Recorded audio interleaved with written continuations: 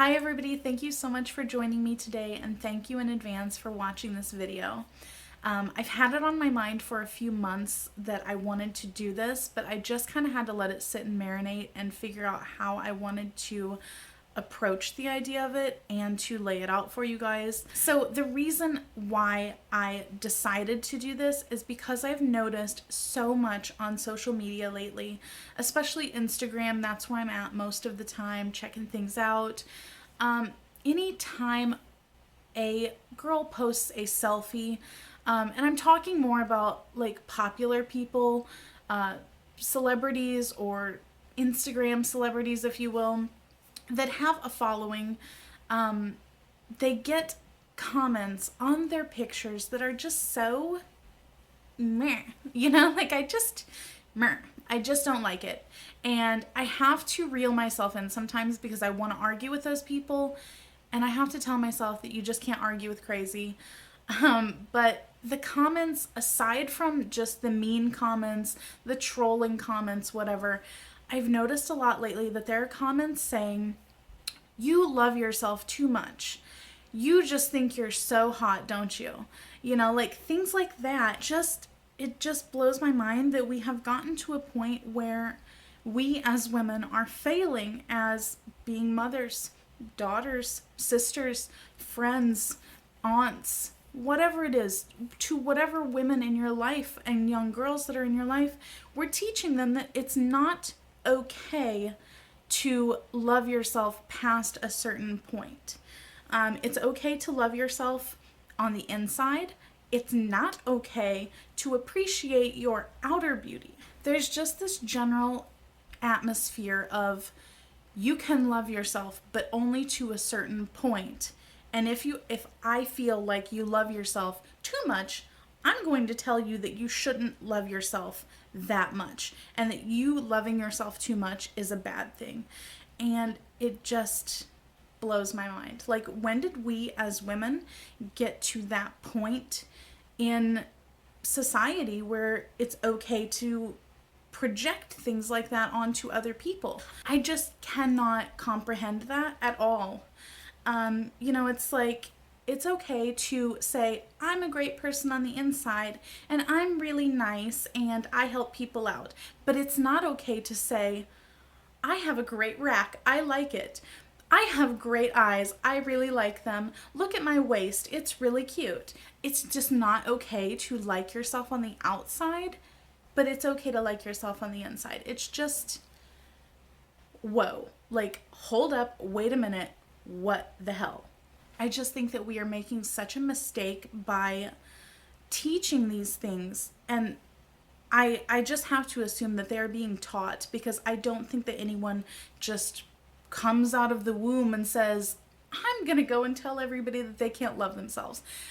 So it's definitely something that's being taught to them, and I think that is where we as women are failing, and we need to tell the girls in our lives and support the women in our lives that it's okay to love yourself on the outside just as much as you love yourself on the inside. There's just so much negativity directed at our bodies by other people, and most importantly ourselves. We put so much of that onto ourselves, and then for someone to come along and say, you can't love yourself that much, that really grinds my gears. So what I want to do today, now that that little rant is out of the way, I want us to make a change inside ourselves, and a change for everyone around us, all of the women and girls around us, so that they know that there's nothing wrong with loving yourself on the inside and the outside. So what I'm going to do is tell you 3 things, 3 little stories about how I came to love certain parts of myself. Now, there are more things that I like about myself than just these 3. There are definitely some things that I don't like about my outer self. But these 3 are kind of stories that really stick with me and that I will never forget. And at the end of this, I want to challenge you to do the same. Go and make a video and say at least 3 things that you like about yourself. If there's more, tell us more, and why you came to love them, and how they are unshakable things that will never be able to be taken away from you by others' words. So let's combat the negative with a whole bunch of positive. Let's throw it out there. What are things that you like about your physical self? Now, if you do make a video or a blog post or whatever, let me know down in the comments where I can find it, because I definitely want to see it, read it, watch it, because I want me to see it and everyone else that's reading the comments to see it. Even if this only affects one person, that's enough. One person, and then that turns into more and more and more. So now I'm going to tell you my 3 things. I have 3 little stories to go with them on how I came to love those parts about me. So the first one that I'm going to tell you about is kind of maybe the weirdest part of myself, and it is my ankles and feet. Specifically the tops of my feet. I don't really like my legs that much, like the whole of them. I'm still getting to that part, but I do really like my ankles and the tops of my feet. And I really took them for granted until I started truck driving, and I was just going along like normal, and then one day I was changing for bed, took off my jeans, and my ankles were swollen up to like the size of cantaloupes. I feel like it was just gigantic and horrifying, and I was like, what is going on here? This is insane. I'm pretty sure I cried. I'm pretty sure that I cried over it, because I was just like, oh my god, this is never going to go down. My ankles are always going to look like this. I'm hideous. I was Googling it, I was WebMDing it, and you know how WebMD is. It tells you you're going to die of cancer just because your leg is swollen. It's going to have to be amputated. I was in a frenzy. It was just really not a good time. And then after a couple days, it went down. My foot looked totally normal, and I was like, oh my gosh, I love you. I love you, foot. I really love you. I just had so much of an appreciation for my ankles after that I wanted to always wear like capris and cropped jeans, and even now I still do it because I just love them so much now that I know that they can be so much worse than they are. And what's really weird is that anytime that they swell up again, which I found out usually occurs whenever I drink too much caffeine on the road, so I do try to avoid that, but every once in a while it will swell up again. And I always get so excited whenever it goes back down. And I really, this is really weird, I really like it whenever my feet look very veiny and like tendony on the top. I'm always trying to like take pictures of them whenever they're like that, because that to me looks so much better than what they looked like before whenever they were swollen. And it just made me think like, okay, yes, I can deal with you. I may not like my whole legs, but my ankles, they are cute. I can deal with this. And now, no matter what I feel like whenever I wake up in the morning, as long as my ankles are not swollen and the tops of my feet are all like, you know, veiny and stuff and not puffy, I feel like $1,000,000. I put on a pair of rolled cuff jeans and I'm just like, yes, I feel like a supermodel. I could be Cindy Crawford in that moment because my ankles look good. If my ankles are on point, I could look like crap, but I feel like $1,000,000.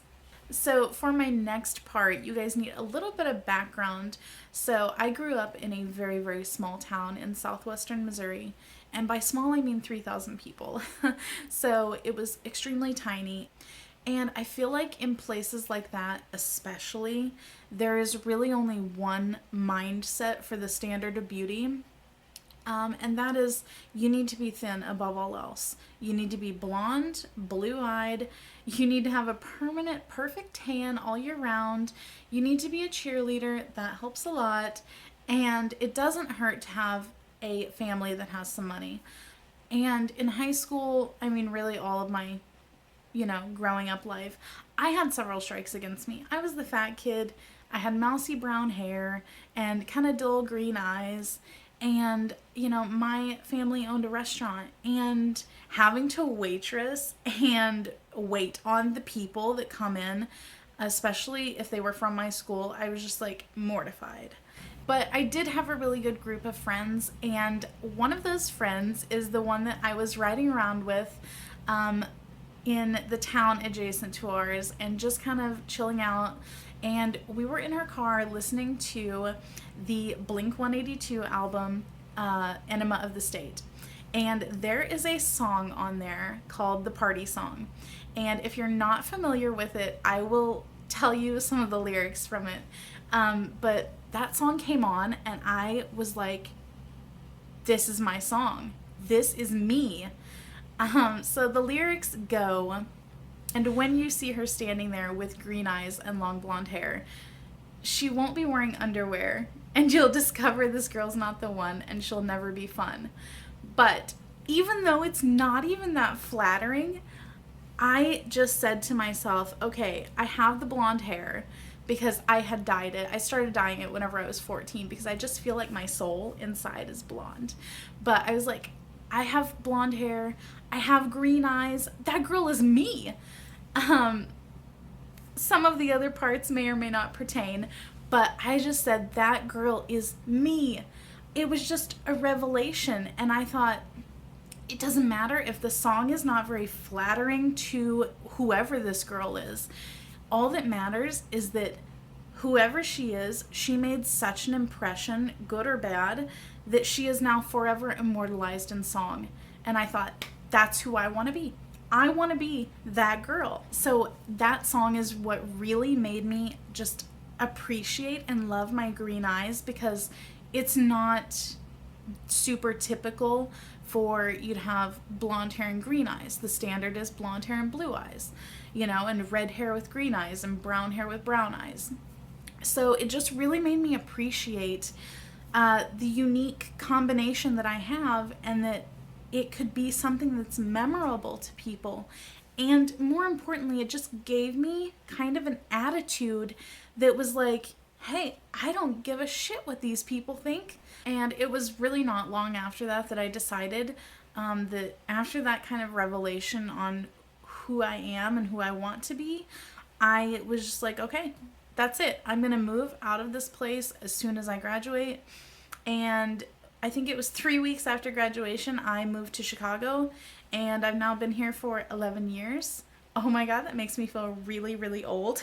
So that one day of hearing that song and it just clicking in my head made such a drastic difference, probably the most drastic difference of all of the 3 things that I'm going to talk about on my life and the course of my life.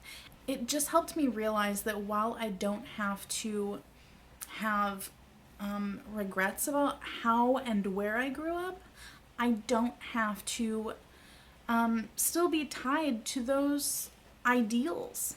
And I think that that's something that we should all keep in mind, is that just because you don't fit into, one certain box, maybe you need a big sequined castle to live in.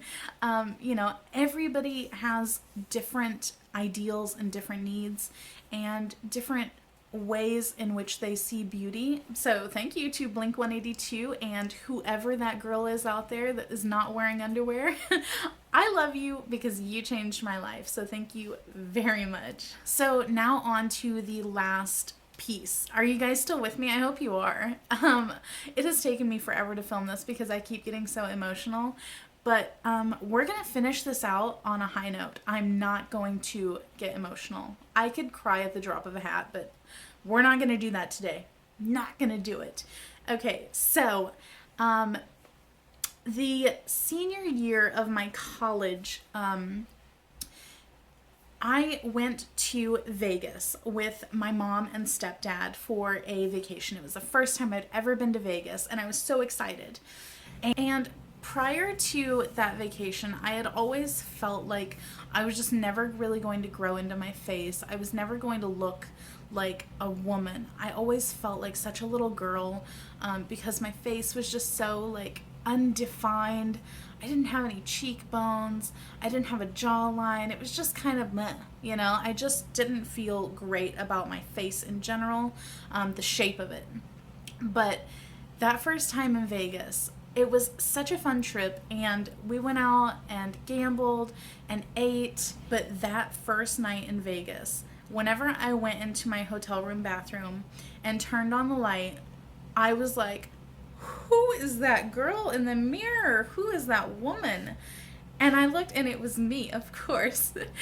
But I had cheekbones out of nowhere. I was like, what is this? It was so crazy. I must have stood there for like 10 minutes admiring my newfound cheekbones. Because I was just like, what is this like divot right here? What is this like hollow? I have a cheekbone? Who knew? It was just like, I mean, it must have been the lighting. It just must have been really, really good lighting that just let me see the structure in my face. But I was like, oh my goodness. Oh my goodness. Where did this cheekbone come from? So I was just on cloud nine. I was like, yes, let's go out and show off the new cheekbones. So that night we had a buffet, and I got the worst food poisoning of my life. It is still the second worst food poisoning I've ever had. And the place rhymed with Bellagio. But just so you know, you might want to steer clear of the salmon there. But anyway, I felt so incredibly sick. And by the time that we got back to the hotel room that night, I was it was just everywhere. But I spent the next day and a half crawling from the bed to the bathroom and back again. I couldn't even walk. It was just so bad. And I had this moment of thinking to myself, like, that's what I get for admiring my cheekbones. Like, this is karma coming to bite me in the ass for feeling good about myself. And I was just like, this is terrible. I'm never gonna fawn over myself again. And then at the end of the trip, I finally started feeling better.